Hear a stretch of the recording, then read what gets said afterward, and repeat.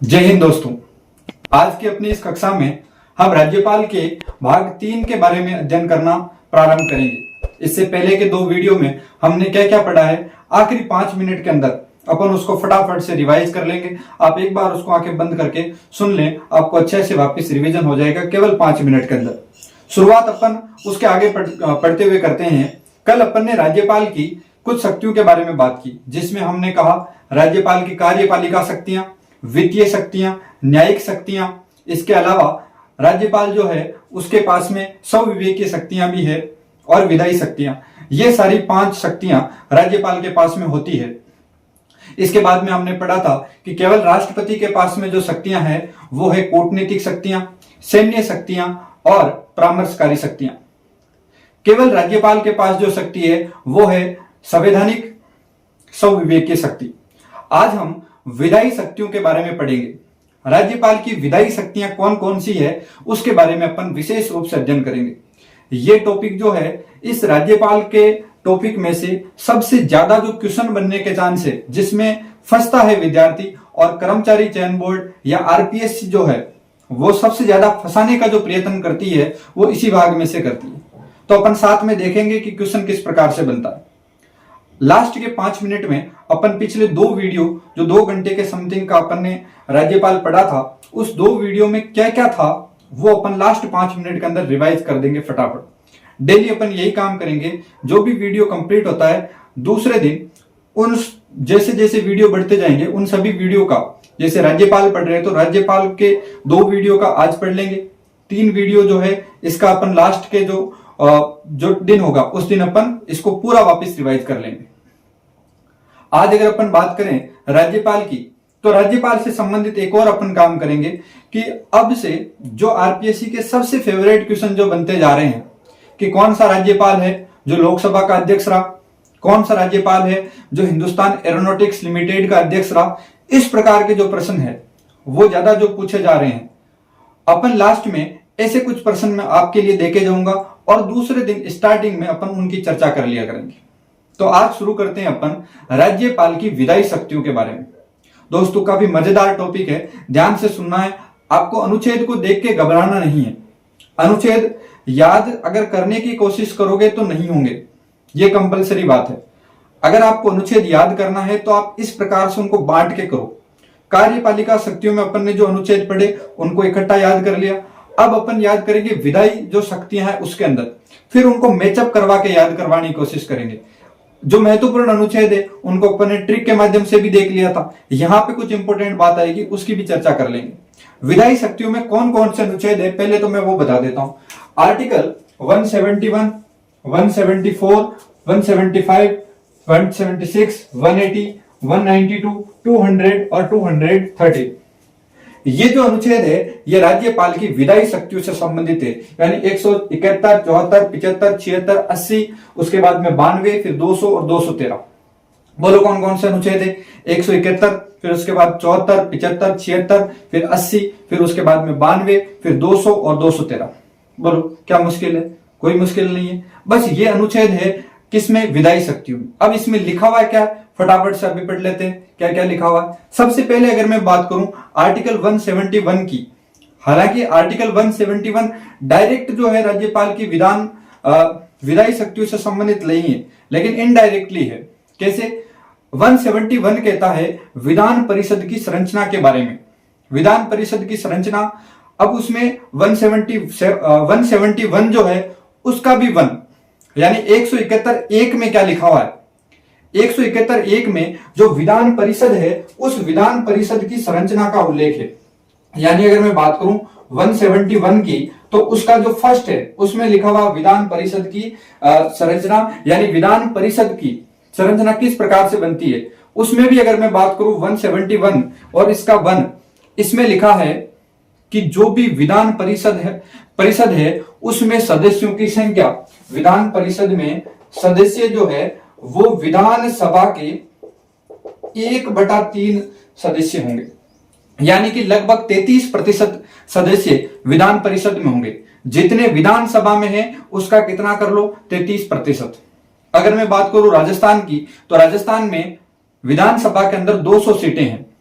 इसका मतलब क्या हुआ इसका मतलब है 200 का अगर मैं 1/3 करूं, 200 का 1/3 करूं तो कितना निकलेगा, लगभग 66 सीटें। यानी कि अगर राजस्थान में विधान परिषद बनती है तो कितनी सीटें होगी, 66 सीटें। यह बात ध्यान रखना है। तो 171 का एक कहता है कि राज्यपाल 171 का एक कहता है कि विधान परिषद में विधानसभा की 1/3 सदस्य जो है उतनी संख्या होगी। ये 171 एक की बात है।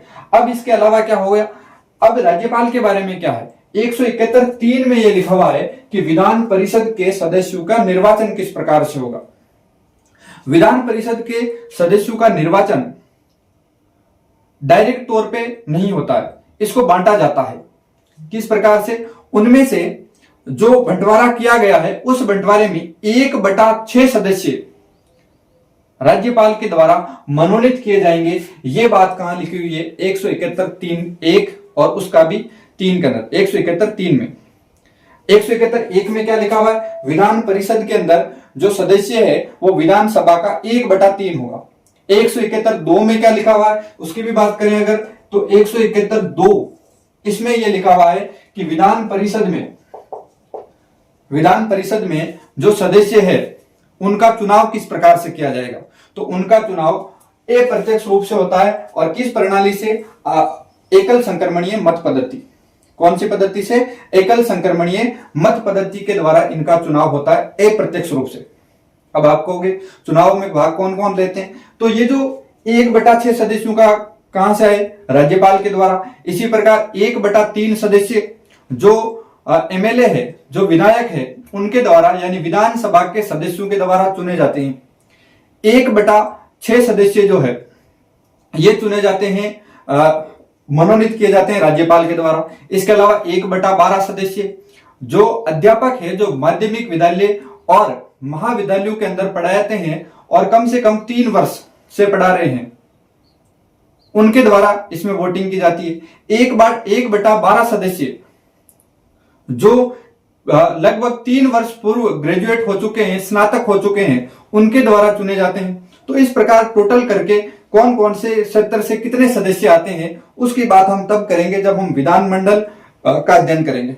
फिलहाल हमें यह बात याद रखना है कि राज्यपाल 1/6 सदस्यों का मनोनयन करता है। अभी वीडियो पूरा विधानमंडल पे नहीं है, केवल राज्यपाल पे है, इसलिए हम केवल ये देखेंगे कि राज्यपाल कितना करता है, वरना आधा घंटा 1 घंटा सिर्फ इसी पे चला जाएगा कि विधान परिषद की संरचना किस प्रकार से बनती, उसकी बात अपन वहां कर लेंगे। अगर मैं बात करूं 171 3 की, तो उसमें विधान परिषद के 1/6 सदस्यों का मनोनयन राज्यपाल के द्वारा किया जाता है। कौन कौन से क्षेत्र के द्वारा, तो कला, साहित्य, विज्ञान, सहकारी आंदोलन और समाज सेवा, इनके द्वारा किया जाता है। तो ये 5 जो भाग है इसको अच्छे से विशेष तौर से ध्यान रखना है, साहित्य, विज्ञान, कला, सहकारी आंदोलन और समाज सेवा।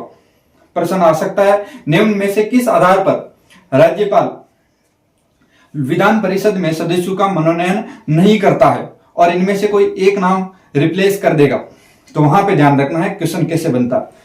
आगे अपन बात करें आर्टिकल कौन सा 174 की, तो 174 के अंदर ध्यान रखो, यहां पे लिखा हुआ 7 और यहां लिखा हुआ 4। बोलो 7 और 4 में कितने का अंतर है, 3 का। 7 और 4 में कितने का अंतर है, 3 का अंतर है। यानी 174 में अपन ने क्या किया, 7 में से 4 को माइनस किया, कितने आए, 3। अब ये 3 का मतलब क्या है, 3 चीजें कर सकता है राज्यपाल। क्या क्या कर सकता है, सबसे पहली चीज वो ये कर सकता है कि विधानमंडल का सत्र आहूत कर सकता है, सत्र को प्रारंभ कर सकता है। तो अगर प्रश्न आए विधानमंडल का सत्र आहूत कौन करता है, राज्यपाल करता है। दूसरी चीज वो क्या कर सकता है, सत्रावसान, सत्र को समाप्त करता है राज्यपाल। विधानसभा को भंग जो करता है वो भी कौन करता है, राज्यपाल। तो कितनी चीजें करता है, 3। दोनों में अंतर कितने का, 7 और 4 में 3 का, याद रह जाएगा। 174 में यह लिखा हुआ है कि 7 विधान मंडल में राज्यपाल जो है वो 3 चीजें करता है, सत्र आहूत करता है, सत्रावसान करता है और विधान सभा को भंग कर सकता है। क्या यहां पर मैं ये बोलूं विधानमंडल को भंग कर सकता है, तो गलत है, विधानसभा को भंग कर सकता है।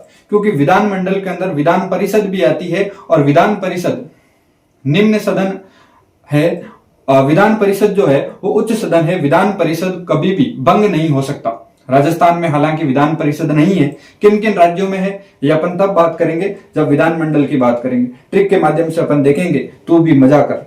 अब इसमें बात करें अगर 174 की, तो 3 प्रकार हो गया, सत्रावुत कर सकते हैं, सत्रावसान कर सकते हैं और भंग कर सकता है।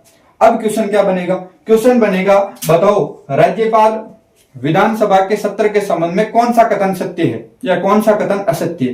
पहला कथन, राज्यपाल सत्रावसान कर सकता है, राज्यपाल सत्र आहूत कर सकता है, राज्यपाल सत्र को स्थगित कर सकता है, राज्यपाल भंग कर सकता है। ध्यान रहे दोस्तों, राज्यपाल सत्र को स्थगित नहीं कर सकता है। सत्र को स्थगित करना विधानसभा के अध्यक्ष का काम है। यानी अभी स्थगित करने में और समाप्त करने में क्या अंतर है? स्थगित करने का मतलब है जैसे अभी क्लास चल रही है, अभी जैसे ही टॉपिक कंप्लीट होगा आज का, तो उसके बाद में क्लास को खत्म करके दूसरे दिन वापस आ जाऊंगा। और समाप्त करने का मतलब है कि आज के बाद में अब इस सेशन के अंदर कोई भी वीडियो नहीं है, तो ये हो जाएगा समाप्त करना। तो अगर उस सत्र को समाप्त करना हो तो सत्र को समाप्त कौन करेगा? राज्यपाल। लेकिन उस दिन की मीटिंग को समाप्त करना ये किसके हाथ में है? तो ये विधानसभा के अध्यक्ष की बात में। अच्छा, एक टर्म है साइन डाई। साइन डाई क्या होता है? साइन डाई का मतलब होता है जब विधानसभा की कार्रवाई को अनिश्चित काल तक के लिए स्थगित कर दिया जाए विधानसभा अध्यक्ष के द्वारा, तो उस कंडीशन को कहा जाता है साइन डाई। तो ध्यान रखना ये बात भी, साइन डाई किससे संबंधित है?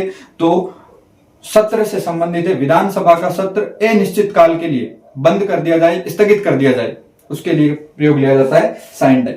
अगले अगर आर्टिकल की बात करें तो आर्टिकल 175। डरना नहीं है, आर्टिकल कैसे याद नहीं होंगे, आर्टिकल याद होंगे। अभी याद हुआ 171 में पीछे क्या लिखा हुआ था?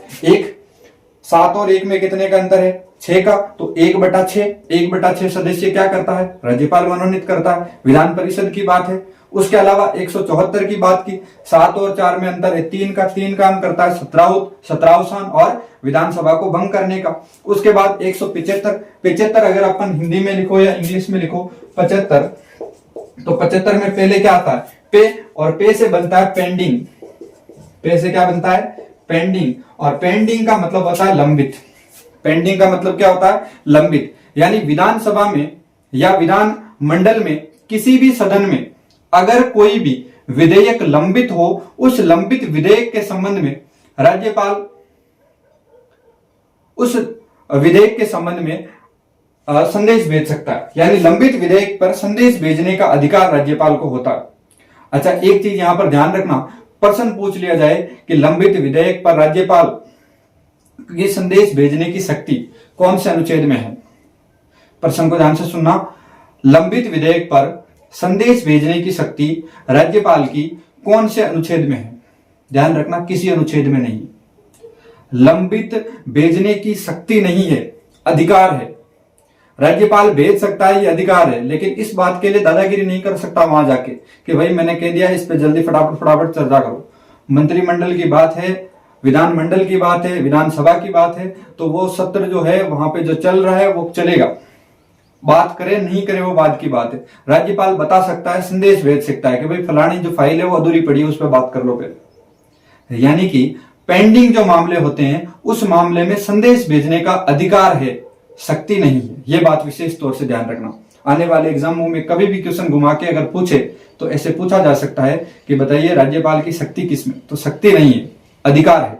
इसके बाद अगर अपन बात करें तो 171(3) में हमने देखा 1/6 सदस्यों का मनोनयन। 174 में अपन ने देखा 3 प्रकार की चीजें कर सकता है, सत्रावुत, सत्रावसान और भंग कर सकता है। 175 में पी से पेंडिंग, यानी जो लंबित विधेयक है उसके संबंध में संदेश भेजने का अधिकार है। इसके बाद अगर अपन बात करें 176 की, तो आपको ध्यान होना चाहिए कि राज्यपाल के पास एक विशेष अधिकार होता है, विशेष अभिभाषण का।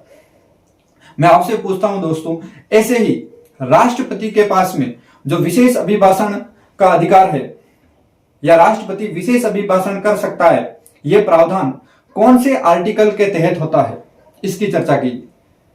तो ध्यान रखना, आर्टिकल 87 के तहत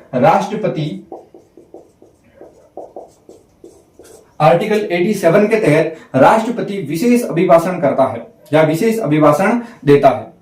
अब पहली बात तो विशेष अभिभाषण क्या होता है, 87 क्या हुआ? विशेष अभिभाषण का मतलब है कि राज्यपाल दोनों सदनों को संयुक्त रूप से अभिभाषित करता है, उसको बोलते हैं विशेष अभिभाषण। यानी कि जब भी नया सत्र शुरू होता है, यानी वर्ष का पहला सत्र जो होता है, उसमें राज्यपाल विशेष अभिभाषण करता है।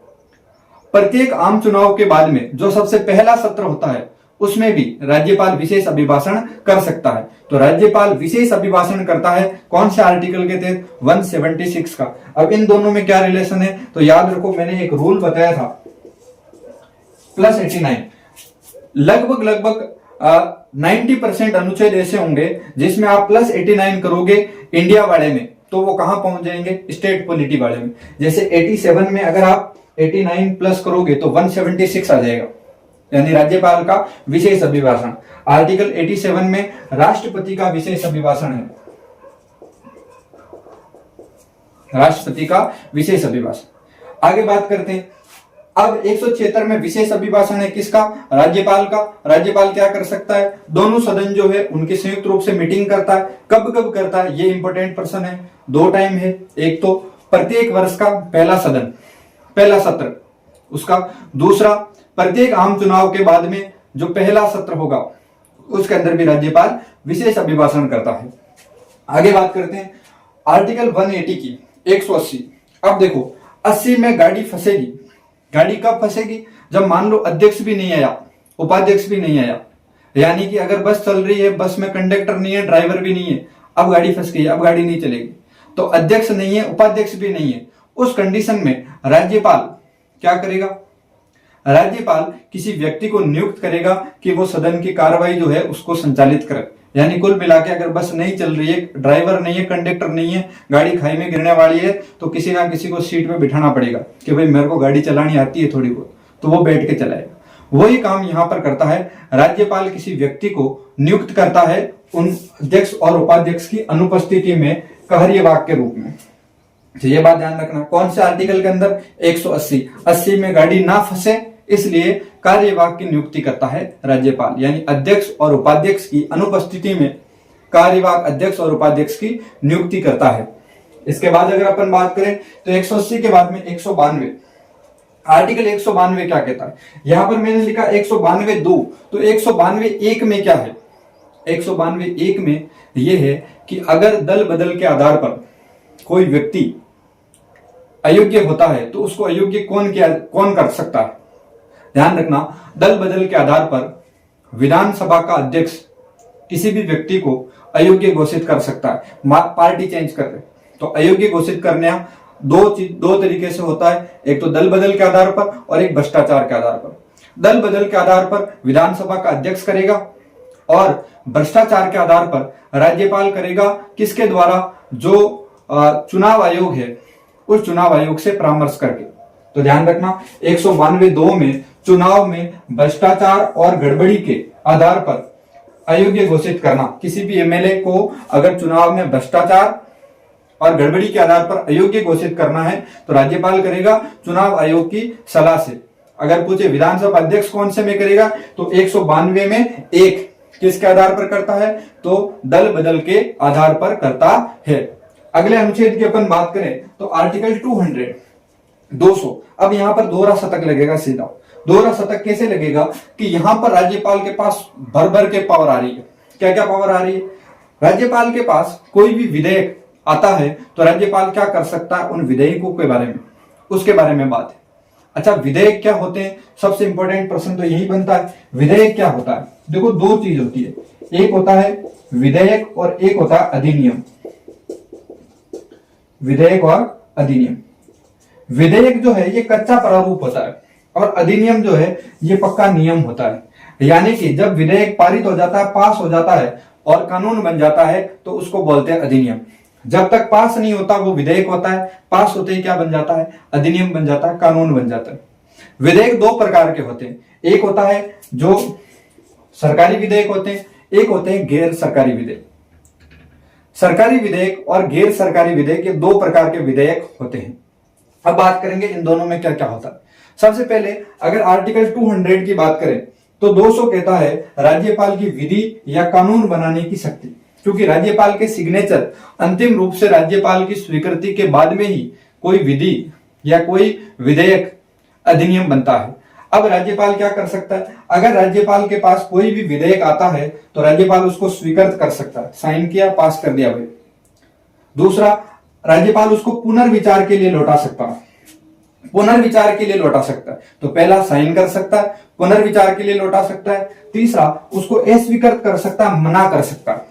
तो तीन चीज हो गई, साइन कर सकता है पुनर्विचार के लिए कि भाई एक बार देख लो इसमें ये थोड़ी सी चेंजेस हो सकता है क्या। तीसरा क्या कर सकता है, उसको मना कर सकता है, अस्वीकृत कर सकता है। जो पुनर्विचार वाली बात है जिसमें पुनर्विचार के लिए लौटाया जाता है उसको बोला जाता है निलंबनकारी वीटो। कौन सा वीटो, निलंबनकारी वीटो। इसके बाद अस्वीकृत करता है, मना करता है, उसको बोला जाता है आत्यांतिक वीटो। दो प्रकार के वीटो है, दोनों वीटो राज्यपाल के पास में भी होते हैं और राष्ट्रपति के पास में भी होते हैं। इसके अलावा ये अस्वीकृत किए जाने वाले जो बात है ये केवल और केवल गैर सरकारी विधेयकों के द्वारा ही होता है। यानी अगर कोई गैर सरकारी विधेयक आता है राज्यपाल के पास में तो उसके लिए राज्यपाल उसको अस्वीकृत भी कर सकता है, स्वीकृत भी कर सकता है पुनर्विचार के। लेकिन अगर सरकारी विधेयक है तो उसके लिए या तो वो स्वीकृत करेगा या पुनर्विचार के लिए लौटाएगा। उस कंडीशन में वो अस्वीकृत नहीं कर सकता। अस्वीकृत केवल गैर सरकारी विधेयकों के लिए है। अच्छा, सरकारी विधेयक क्या होते हैं, जो मंत्रियों के द्वारा लाए जाते हैं वो सरकारी विधेयक होते हैं, और जो अन्य सांसदों के द्वारा लाए जाते हैं वो गैर सरकारी विधेयक होते हैं। तो गैर सरकारी विधेयक के द्वारा गैर सरकारी जो विधेयक होते हैं उनके ऊपर राज्यपाल मना कर सकता है स्वीकृति देने से, और इसको कहा जाता है आत्यांतिक वीटो। राज्यपाल पुनर्विचार के लिए किसी भी विधेयक को लौटाता है उसको बोला जाता है निलंबनकारी वीटो। अच्छा, इस निलंबनकारी वीटो पर पहले बात कर लेते हैं। क्या होता है, मान लो राज्यपाल के पास में कोई विधेयक आता है कि भाई राज्यपाल जी साइन कर दो फटाफट से। राज्यपाल अब ये कहे कि भाई साइन तो इसमें मेरे को थोड़ा बहुत मामला गड़बड़ लग रहा है, तो मैं एक काम करो इसको चेक करवा के लो, वापस थोड़ा देख परख के लो। अब क्या किया, मान लो कोई विधेयक राज्यपाल के पास आया, राज्यपाल ने पुनर्विचार के लिए उसको वापस लौटाया। अब क्या होगा, पुनर्विचार के लिए लौटाने के बाद में अकबर पुनर्विचार सहित यानी उस पर पुनर्विचार किया और कुछ संशोधन किया, तो संशोधन सहित या संशोधन रहित, बिना संशोधन के आ गया या संशोधन करके आया, अब राज्यपाल पर डिपेंड नहीं करता। अब राज्यपाल बाध्य है कि राज्यपाल को अब उस पर हस्ताक्षर करने होंगे। यानी कि अगर कोई भी विधेयक राज्यपाल के पास आता है और राज्यपाल पुनर्विचार के लिए लौटाता है, पुनर्विचार करके या बिना पुनर्विचार के अगर वो विधेयक वापस राज्यपाल के पास भेजा जाएगा तो राज्यपाल उस पर सिग्नेचर करने के लिए बाध्य है। तो ये हो गया आपका कौन सा वीटो, निलंबनकारी वीटो या पुनर्विचार। अच्छा, पहली कंडीशन क्या कर सकता है, स्वीकृत कर सकता है। दूसरा, पुनर्विचार के लिए लौटा सकता है। अस्वीकृत कर सकता है कौन से विधेयकों को, गैर सरकारी विधेयकों को। चौथा क्या कर सकता है, राष्ट्रपति हेतु सुरक्षित कर सकता है। यानी राज्यपाल के पास में ये वाली पावर भी होती है कि वो राष्ट्रपति हेतु सुरक्षित रख सके। अच्छा, राष्ट्रपति के लिए सुरक्षित कैसे रखता है या कौन कौन से विधेयकों को रखा जाता है, ऐसे विधेयक जो हाईकोर्ट यानी जो उच्च न्यायालय है उसके अधिकार में कमी करने वाले हो उनको वो राष्ट्रपति के लिए सुरक्षित रख सकता है। अगर नीति निर्देशक तत्व जो है, डीपीएसपी जो है, उनके विरुद्ध हो तो उसको राज्यपाल के राष्ट्रपति के लिए रख सकता है। अगर 31C के तहत संपत्ति के अधिग्रहण से संबंधित कोई मामला है तो उसको भी राष्ट्रपति के लिए सुरक्षित रखा जा सकता है। राष्ट्रीय महत्व का अगर कोई विषय है तो उसको भी राष्ट्रपति के लिए रखा जा सकता है। संविधान के उपबंधों के अगर विरुद्ध हो तो भी रखा जा सकता है। और वित्तीय आपातकाल के समय अगर कोई धन विधेयक लाया जाता है तो उस कंडीशन में उसको राष्ट्रपति के लिए रखा जा सकता है। Very very very important question है। धन विधेयक को अगर सीधा प्रश्न पूछा जाए, क्या धन विधेयक को राज्यपाल राष्ट्रपति के लिए सुरक्षित कर सकता है, तो नहीं कर सकता, क्योंकि राज्यपाल जो है वो धन विधेयक राज्यपाल की पूर्व अनुमति के बाद में ही पूर्व स्थापित किया जाता है, रखा जाता है विधानमंडल के अंदर, विधानसभा के अंदर। अब अगर मैं बात करूं, अगर पूर्व अनुमति के बाद में रखा जाता है तो कोई सवाल ही नहीं पैदा होता। लेकिन अगर वित्तीय आपातकाल की स्थिति आ गई है उस समय और अब राज्यपाल को सिग्नेचर करना पड़ेगा उस पर, तो राज्यपाल उस कंडीशन में अगर वित्तीय आपात की स्थिति हो और कोई धन विधेयक आता है तो और राज्यपाल को लगे कि इसको अपने राष्ट्रपति के लिए सुरक्षित रखा जाना चाहिए, उस कंडीशन में ही केवल वो धन विधेयक को सुरक्षित रख सकता है। अन्यथा धन विधेयक के ऊपर राज्यपाल सिग्नेचर करने के लिए बाध्य है। ये बात ध्यान रखना इंपॉर्टेंट इसलिए है क्योंकि वित्तीय आपातकाल के समय धन विधेयक को पास करना जरूरी नहीं है, उस समय वो राष्ट्रपति के लिए सुरक्षित रख सकता है। आगे अपन बात करते हैं आर्टिकल 213 की। आर्टिकल 213 क्या कहता है? अनुच्छेद 213 जो है ये अध्यादेश से संबंधित है। अध्यादेश जारी कर सकता है। अध्यादेश क्या होता है? अध्यादेश उतना ही प्रभावी है जितना कोई कानून। अध्यादेश कब लाया जाता है? अध्यादेश तब लाया जाता है अध्यादेश तब लाया जाता है जब दोनों सदन नहीं चल रहे हो या दोनों सदन सत्र की अवधि में नहीं हो, उस समय अध्यादेश लाया जा सकता है और ये उतना ही प्रभावी होता है जितना वो कानून बनने के बाद में होता, कानून के जितना ही, अधिनियम के जितना ही प्रभावी होता है। दूसरी बात, मान लो एक सत्र जो है वो सदन में है और एक नहीं है, उस कंडीशन में भी अध्यादेश जारी कर सकता है राष्ट्रपति से सलाह लेके राष्ट्रपति के पास पूछ के, राष्ट्रपति और राज्य की मंत्रिपरिषद के हिसाब से। ठीक है, तो ये अध्यादेश की बात होगी। अध्यादेश में सबसे इंपॉर्टेंट जो क्वेश्चन पूछा जाता है वो पूछी जाती है इसकी अवधि। ज्यादातर यहां पर गलत करते हैं और 6 माह कर देते हैं, 6 माह प्लस 6 सप्ताह की अवधि तक। अब ये 6 माह और 6 सप्ताह का क्या मतलब है? 6 सप्ताह का मतलब है कि जब सत्र में आ जाए, यानी विधानसभा का सत्र शुरू हो जाए, मान लो आज अध्यादेश जारी किया और 6 महीने बाद में विधानसभा का सत्र शुरू हुआ, तो 6 महीने के बाद जब विधानसभा का सत्र शुरू होगा उसके बाद में 6 सप्ताह तक वो कानून फिर भी प्रभावी रहेगा। 6 सप्ताह में अगर उस पर कोई बिल बन जाता है, उस अधिनियम को, उस कानून को, उस अध्यादेश को अगर पास कर दिया जाता है तो उसको पारित करने के बाद में तो वो कानून बन जाएगा। अगर पारित नहीं करेंगे तो 6 सप्ताह के बाद में स्वतः ही निरस्त हो जाएगा। यानी कि अध्यादेश की अवधि 6 महीने की होती है और 6 सप्ताह उस सदन के सत्र आरंभ होने के बाद में। अच्छा, मान लो किसी राज्य के अंदर विधानसभा भी है और विधान परिषद भी है। अब 6 महीने की अवधि और 6 सप्ताह की अवधि, ये 6 सप्ताह की अवधि कौन से सत्र से रखेंगे, यानी उसकी काउंटिंग किससे रखेंगे, पहले वाले के या बाद वाले के? 2 सदन है, दोनों में से कौन से सदन के शुरू होने की अवधि को यहां पर कंसिडर किया जाएगा? तो ध्यान रखना, जिस सदन का सत्र बाद में शुरू होता है उसके बाद में काउंटिंग शुरू करनी है 6 सप्ताह की। तो सामान्यतः 6 महीने की होती है और सदन शुरू होने के बाद में 6 सप्ताह तक प्रभावी रहता है। तो आपसे पूछ लिया जाए अध्यादेश कब तक प्रभावी रहता है, तो 6 माह प्लस 6 सप्ताह, 6 माह और 6 सप्ताह तक अध्यादेश प्रभावी रह सकता है। अच्छा, अगर राज्यपाल की बात करूं तो राज्यपाल 213 में अध्यादेश जारी करता है। राष्ट्रपति कब करता है? तो राष्ट्रपति करता है 1, 2, 3, राष्ट्रपति के अध्यादेश जारी करने की शक्ति। तो राष्ट्रपति करता है 1, 2, 3 और राज्यपाल करता है 2, 1, 3। तो 213 और 123 इसके तहत करता है। अब अगर बात करूं आर्टिकल 333 का, इन अनुच्छेद 333 की, तो विधानसभा में राज्यपाल एक एंग्लो इंडियन को मनोनीत कर सकता है अगर उनका प्रतिनिधित्व विधानसभा में नहीं हो। अच्छा, ऐसा ही राज्यपाल के पास में, राष्ट्रपति के पास में भी होता है।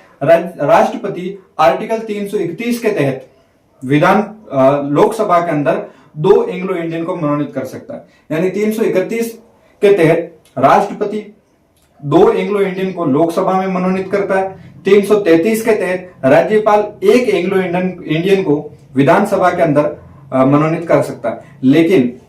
लेकिन अनुच्छेद 104 संविधान संशोधन 104 2019 में आया और उसके तहत ये प्रावधान निरस्त कर दिए गए। यानी आर्टिकल 333 और 331 के तहत जो एंग्लो इंडियन को मनोनीत किया जाता था उस प्रावधान को निरस्त कर दिया गया। तो ये बात भी ध्यान रखना। अब आज के अपने जो ये चर्चा है जो यहां पर समाप्त हुई है, इसके बाद में मैं आज के लिए आपके लिए कुछ प्रश्न छोड़ के जा रहा हूं।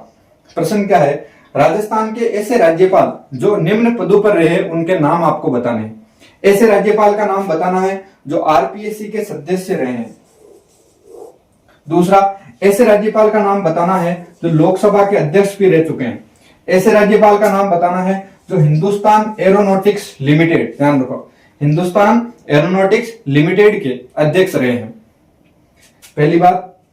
आरपीएससी के सदस्य रहे हैं, लोकसभा के अध्यक्ष रहे हैं और हिंदुस्तान एरोनॉटिक लिमिटेड के अध्यक्ष रहे। 3 अलग अलग व्यक्तियों के नाम है, ध्यान रखना। ऐसा नहीं कि ऐसा ढूंढो कि ऐसा सदस्य भी हो, अध्यक्ष भी हो, अध्यक्ष भी नहीं। इसका उत्तर अलग आएगा, इसका अलग है, इसका अलग है। तो इसका आपको आंसर कमेंट सेक्शन के अंदर बताना है। अब मैं बात कर लेता हूं फटाफट से जो 2 दिन में पढ़ा उसको रिवाइज करने की। सबसे पहले ध्यान से सुन लेना है, सब कुछ काम बंद करके। सबसे पहली बात, राज्यपाल के पद का उल्लेख संविधान में मिलता है, इसलिए संवैधानिक पद है। भाग 6 में मिलता है 153 से लेकर 162 तक। 153 राज्यपाल का पद है। 54 के अंदर कार्यपालिका का अध्यक्ष होता है। 55 के अंदर नियुक्ति है, राष्ट्रपति नियुक्त करता है। 56 के अंदर कार्यकाल है 5 वर्ष और राष्ट्रपति के प्रसाद पर्यंत काम करता है। 57 के अंदर योग्यता है 2 प्रकार की, एक तो भारत का नागरिक हो, 35 वर्ष न्यूनतम आयु हो। 158 में सेवा और शर्तें हैं। सबसे पहली सेवा शर्त क्या है, दूसरी क्या, तीसरी क्या, चौथी क्या, 4 प्रकार की सेवा शर्तें हैं। 4 प्रकार की सेवा शर्तों में पहली यह है कि एकमात्र सदस्य किस किस का, संसद का नहीं होना चाहिए, विधानसभा का नहीं होना चाहिए, विधानमंडल का नहीं होना चाहिए, यानी किसी का भी एकमात्र सदस्य नहीं होना चाहिए। केवल और केवल एकमात्र सदस्य वो राज्यपाल ही बनेगा, यानी कुल मिलाकर किसी भी सदन का सदस्य नहीं होना चाहिए एक्टिवली। अगर है तो पहले वो छोड़ के फिर राज्यपाल का पद ग्रहण करेगा, यानी पद ग्रहण से पूर्व वो पद ग्रहण के समय वो किसी भी सदन, लोकसभा, राज्यसभा या फिर विधानमंडल का सदस्य नहीं होना चाहिए। दूसरा, लाभ का पद नहीं होना चाहिए। तीसरा, वेतन भत्तों का निर्धारण संसद करती है। चौथा, 3K में अगर कोई व्यक्ति 2 या 2 से अधिक राज्यों का राज्यपाल है तो उस कंडीशन में उसके वेतन भत्ते जो है वो राष्ट्रपति निर्धारित करेगा। अच्छा, पेंशन किस पे पारित होती है, तो भारत की संचित निधि पर, और वेतन राज्य की संचित निधि के ऊपर। 7वें संविधान संशोधन 1956 के तहत जोड़ा गया था 158(3)K। इसके अलावा क्या क्या जोड़े गए वो लास्ट पर देख लेंगे। 159 में राज्यपाल की शपथ का उल्लेख है। राज्यपाल को शपथ हाईकोर्ट का मुख्य न्यायाधीश दिलाता है, उसकी अनुपस्थिति में जो भी वरिष्ठ न्यायाधीश होगा वो दिलाएगा। 160 के अंदर राज्यपाल के कर्तव्यों का विस्तार है। इसके अलावा अगर अपन बात करें 161 की, तो समा का प्रावधान है। राज्यपाल समा कर सकता है, लघुकरण कर सकता है, निलंबन कर सकता है, परिहार कर सकता है, विराम लगा सकता है। 162 में राज्यपाल का कर्तव्य जो है उसके अंदर दायित्व है, राज्यपाल के कर्तव्य या राज्यपाल के दायित्व उनका निर्वहन कौन करेगा, इसके बारे में प्रावधान है 162 के अंदर। ठीक है, ये तो था पहले दिन की बात। इसके अलावा अपन ने 7वां संविधान संशोधन पढ़ा 1956 वाला। उसके तहत ABCD श्रेणियां समाप्त की गई। लोकसभा सीटें 500 से बढ़ाकर 525 कर दी गई। राज प्रमुख का पद हटाकर राज्यपाल का पद किया। एक ही व्यक्ति 2 या 2 से अधिक राज्यों का राज्यपाल बन सकता है। यह था जो अपन ने पहले दिन पढ़ा। दूसरे दिन अपन ने पढ़ा कार्यपालिका शक्तियां। राज्यपाल की कार्यपालिका शक्तियों में अपन ने देखा कि राज्यपाल के पास में आर्टिकल 361, राज्यपाल और राष्ट्रपति दोनों के पास में विशेष उन्मुक्तियां या विशेष अधिकार होते हैं, जिनके तहत 361 के अंदर क्या क्या लिखा हुआ है उसकी बात करें अगर, तो राज्यपाल या राष्ट्रपति पद पर रहते हुए किसी भी कार्य के लिए उत्तरदायी नहीं है। दूसरा, उनके खिलाफ कोई भी आपराधिक कार्रवाई नहीं कर सकते। तीसरा, गिरफ्तारी नहीं कर सकते। चौथा, आपराधिक कार्रवाई नहीं कर सकते लेकिन सिविल कार्रवाई जरूर की जा सकती है। तो ये 361 वाले प्रावधान थे। अगर बात करें कार्यपालिका के कार्य या कार्यपालिका संबंधी शक्तियां, तो राज्यपाल के पास अनुच्छेद 166 के तहत जो कार्यपालिका की कार्रवाई होती है उसका संचालन राज्यपाल के नाम से किया जाता है। 167 के तहत मुख्यमंत्री का दायित्व है कि राज्यपाल को सूचना दे, मांगने पर या बिना मांगे। उसके बाद अगर अपन बात करें तो राज्यपाल कुछ नियुक्तियां करता है। तो कौन कौन सी नियुक्तियां? 164 के तहत मुख्यमंत्री और मंत्रिपरिषद की, 165 के तहत महाधिवक्ता की नियुक्ति करता है। इसके अलावा 316 के तहत आरपीएससी के अध्यक्ष और सदस्यों की नियुक्ति करता है। 217 के तहत जो कॉलेजियम प्रणाली है उस कॉलेजियम प्रणाली के द्वारा हाईकोर्ट में न्यायाधीशों की नियुक्ति के संबंध में संबंधित राज्य के राज्यपाल से परामर्श लिया जाता है। 233 की बात करें तो जो जिला न्यायालय है उन जिला न्यायालयों में मुख्य न्यायाधीश की नियुक्ति राज्यपाल करता है। इसके अलावा 243I और 243Y के तहत राज्य वित्त आयोग के अध्यक्ष और सदस्यों की नियुक्ति करता है। 243K और 243ZA के तहत निर्वाचन आयोग के अध्यक्ष और सदस्यों की नियुक्ति करता है। लोकायुक्त और उप लोकायुक्त की नियुक्ति करता है। बाल संरक्षण अधिनियम, बाल संरक्षण आयोग राज्य का, मानवाधिकार आयोग इनके अध्यक्ष और सदस्यों की नियुक्ति करता है। पश्चिमी सांस्कृतिक केंद्र उदयपुर वाला, उसके अध्यक्ष राज्यपाल होते हैं। रेड क्रॉस सोसाइटी के अध्यक्ष होते हैं। स्काउट गाइड जो होते हैं उसका अध्यक्ष राज्यपाल होते हैं। सभी विश्वविद्यालयों के कुलाधिपति राज्यपाल होते हैं। इसके अलावा जो सभी राज्य पोषित विश्वविद्यालय है उन विश्वविद्यालयों के कुलपतियों की नियुक्ति राज्यपाल करता है, निजी वालों की नहीं करता है, ये ध्यान रखना। तो यहां तक अपन ने कल पढ़ा था। आज अपन ने राज्यपाल की विधायी शक्तियां पढ़ी। कल के वीडियो में अपन राज्यपाल की स्वविवेकीय शक्तियां और वित्तीय शक्तियां और न्यायिक शक्तियां ये तीनों कवर कर लेंगे, और परसों अपन राज्यपाल के संबंध में बाकी क्या क्या चीजें हैं वो करके इस पूरे राज्यपाल टॉपिक को कंप्लीट कर देंगे। उसके बाद आप कोई से भी पुराने एग्जाम का पेपर निकालना और राज्यपाल से संबंधित क्वेश्चन निकाल के देख लेना, आपको पता चल जाएगा किस लेवल की यहां पर मैंने बातें बताई। आपका दिन शुभ हो। धन्यवाद।